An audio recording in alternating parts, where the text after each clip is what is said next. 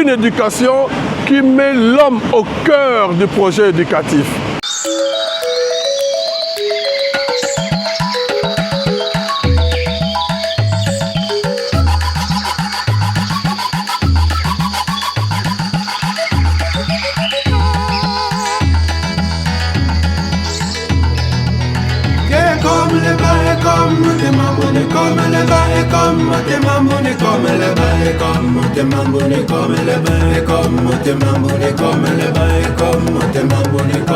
C'est vraiment comme on peut dire, un kairos, un moment favorable où une trentaine d'institutions d'enseignement supérieur, universités, instituts supérieurs catholiques au Congo se rencontrent au sein d'une association, veulent travailler en réseau pour apporter leur contribution sur des questions fondamentales.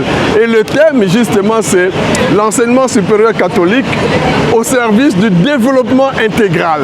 Alors, nous avons reçu le message fort et capital du cardinal José Tolentino de Mendoza, le préfet du dicaster pour la culture et l'éducation, qui nous a justement rappelé que l'enseignement catholique ne vise pas simplement l'acquisition de diplômes, mais vraiment la formation des hommes et des femmes épris des valeurs pour servir la société.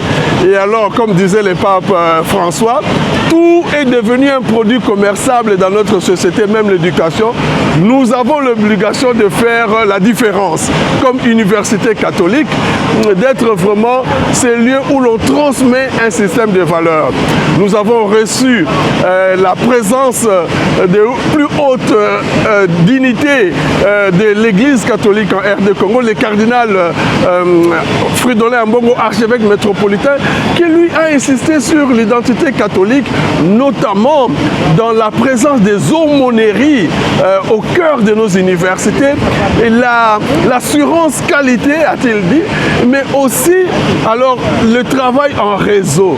Le travail, parce que comme on dit chez nous, solidaire, nous sommes solides. Alors nous avons apprécié la présence de la nonciature apostolique en RD Congo, Monseigneur Yevchik, qui nous a aussi encouragé à aller dans ce sens d'un travail en équipe solidaire. Se trouvant au Congo, eh bien, le ministère de l'enseignement supérieur et universitaire nous a rappelé de prendre en compte les grands défis de notre pays et de veiller à ce que nos universités congolaises soient vraiment comme, on pourrait dire, des lumières, des locomotives.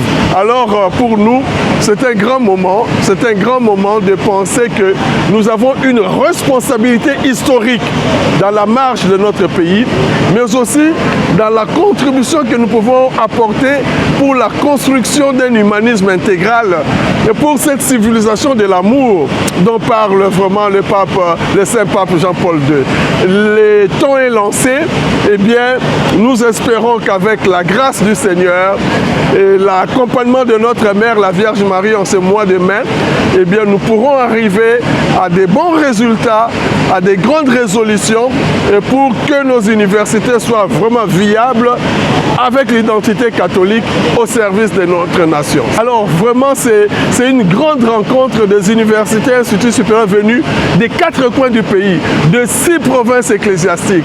Donc nous avons Bukavu, Kananga et Kisangani, Kinshasa, Mbandaka et Lubumbashi.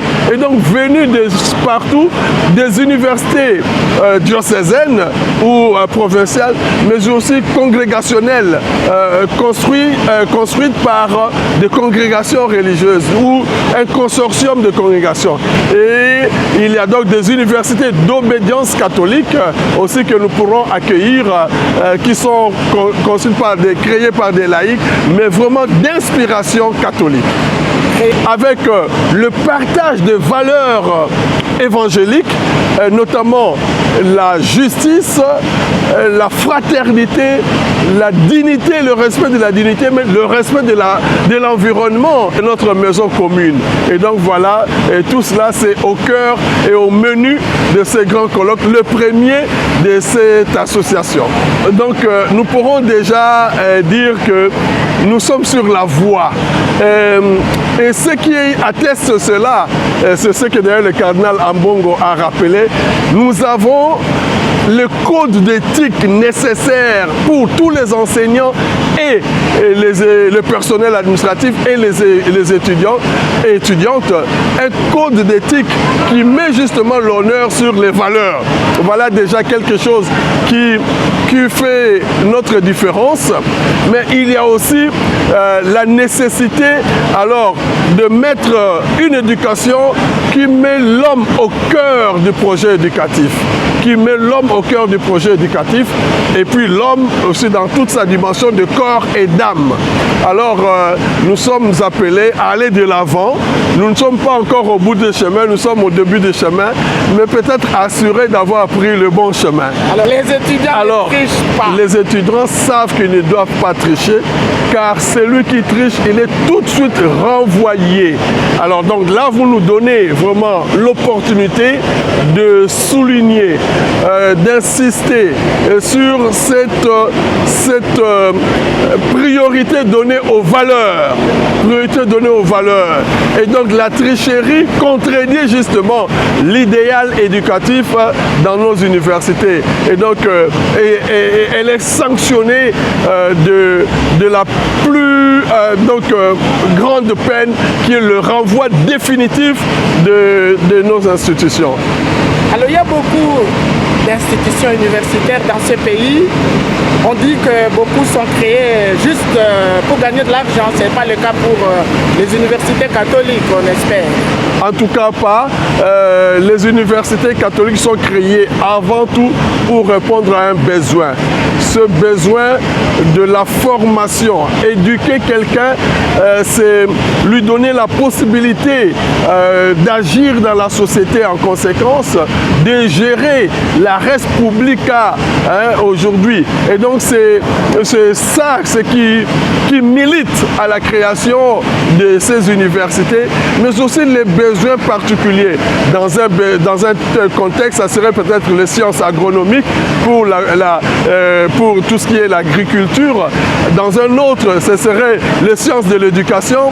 Et aujourd'hui, par exemple, la médecine ici à l'Université catholique du Congo, ça a été voulu par des parents qui ont demandé à l'Église de permettre de former des médecins avec un idéal vraiment des hommes qui se dévouent pour les soins, pour la vie. Des juristes aussi, les sciences politiques. Les évêques ont voulu un nouvel homme politique congolais qui ne soit pas corvéable, manipulable à cause de l'argent. Des juristes aussi qui soient des hommes de valeur pour le droit. Et donc c'est dans ce sens-là que je dirais ces universités sont créées vraiment pour répondre aux besoins de la société et deviennent aussi des lieux d'évangélisation, des lieux de pastoral où l'éducation est conçue comme une œuvre d'amour. Monsieur l'abbé Léonard Santédi, monsieur l'abbé recteur, c'était l'ouverture aujourd'hui, jeudi 2 mai, les travaux vont jusqu'au samedi. Jusqu'au samedi 4 mai et le 3 mai, nous avons justement abordé les grands défis éthiques, environnementaux. Le Monseigneur Fulgence Mouteba, archevêque métropolitain de Lubumbashi, qui nous parlera de cela, et notre professeur Ngomabinda par rapport à la conscience, la science et la conscience, la vertu.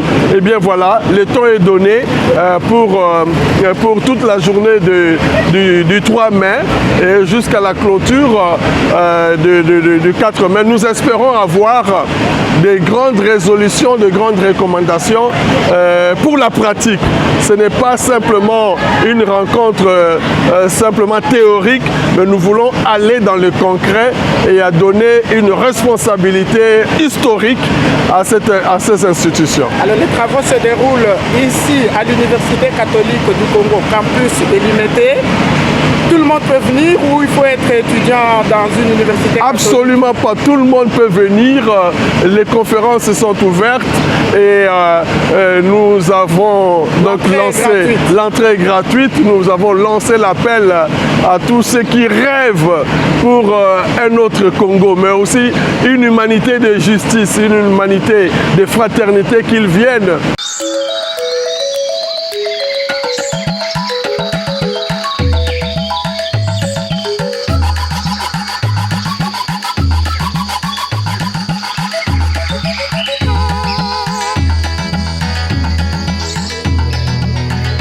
comme le bas, et comme Motema Mbune, comme le bas, et comme Motema Mbune, comme le bas, et comme Motema Mbune, comme le bas, et comme Motema Mbune, comme le bas, et comme Motema Mbune, comme le